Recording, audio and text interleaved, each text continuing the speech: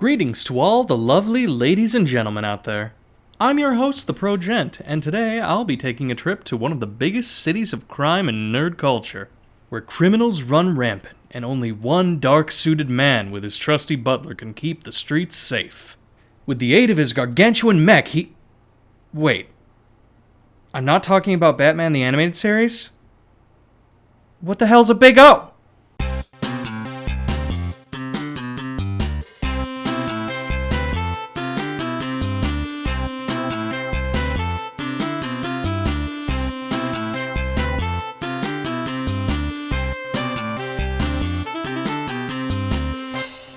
So, last time I mentioned that anime wasn't all giant robots punching each other.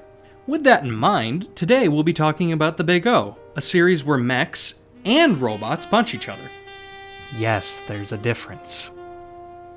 The Big O follows the film noir life of Bruce Wayne as he goes about his job as the top negotiator in the city of Paradigm.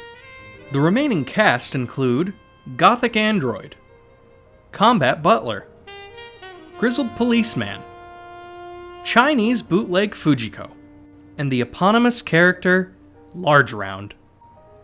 Bruce Wayne, here using the secret identity of Roger Smith, not that one, is Paradigm's most famous negotiator and often handles cases involving some of its high-profile citizens. Thankfully, the job pays well, which helps fund his extremely expensive habit of destroying large sections of the city during his weekly kaiju fights. As each day goes by, he learns more and more about the mysteries of his amnesiac city, gathering evidence leading to the true reasons for the massive loss of memories among the populace. And despite his propensity for spectacular property damage, Roger maintains a lower body count than even Superman. With eyebrows that would make Phoenix Wright jealous, Roger stands as one of my favorite anime protagonists. Our second protagonist, the Gothic android R. Dorothy, provides the well-written and voiced snark to keep the humor flowing, while also livening up the show's action scenes. Through her interactions with both Roger and his combat butler Norman, Dorothy explores and develops her individuality, which, oddly enough for a robot, fleshes out her character. She also irritates Roger whenever possible, which is always fun to watch.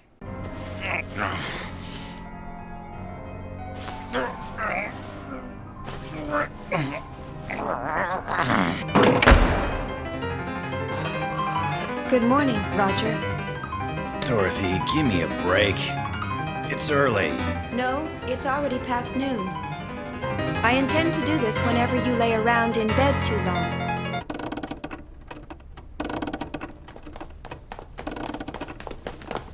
Just come on.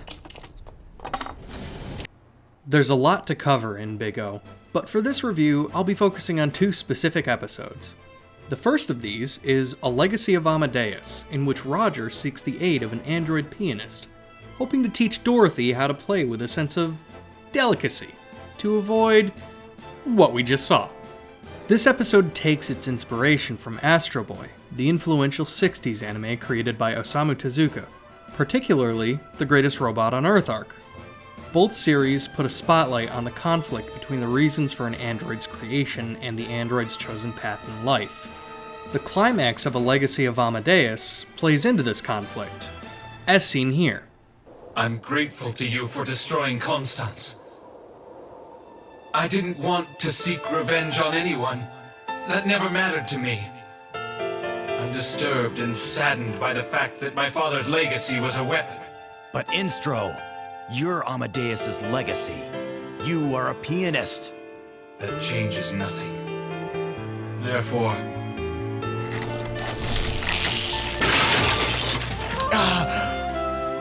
I shall never return to the piano again. You must.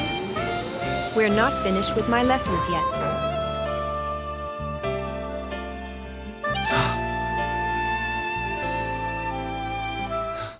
The second episode I'd like to focus on today is Roger the Wanderer, the first episode of Season 2. To really explain this episode, I need to go into some of the behind-the-scenes story of The Big O. You see, this show was originally supposed to run for 26 episodes, but was cancelled after 13 due to low viewership. However, when brought to America via Cartoon Network, it became a surprise hit. Enough so that Cartoon Network fronted the money to produce the second season. As a result of this, the various plot points left unanswered would be further explored, plus the higher budget allowed for more up-to-date animation. Season 2's style was considerably different from Season 1's, and Season 2's continuation of the plot became something of a fever dream. This new surreal style was on display in Roger the Wanderer, in which after a fight against 3 other mecha, Roger finds himself in a paradigm that is alien to him.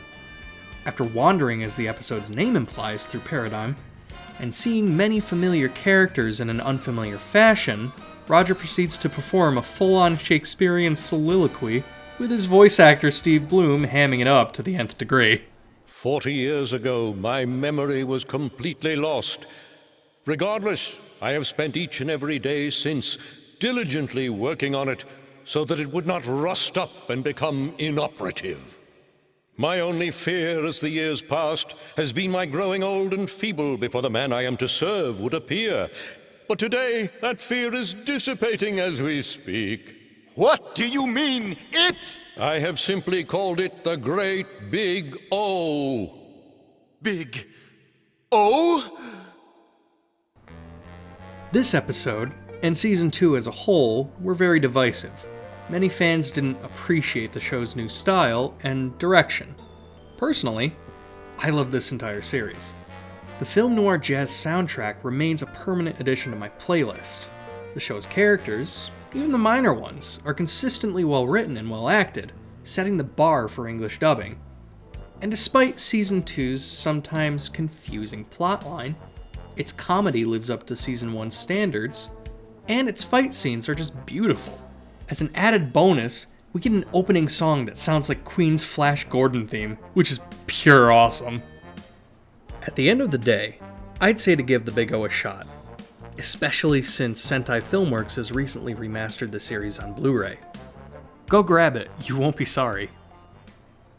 I've been the Professional Gentleman, and thank you for listening. Oh hi, Fox told me I could come and pick up my royalty check here. Thanks for watching. As always, a thank you to Andy Lita for keeping me looking so fine. Check out his work in the description below. If you enjoyed the show, please click on that thumbs up over there. It helps us out a lot. If you've got suggestions for something I can review in the future, feel free to leave it in the comments below. And of course, subscribe to my channel for future content. Love ya, boy.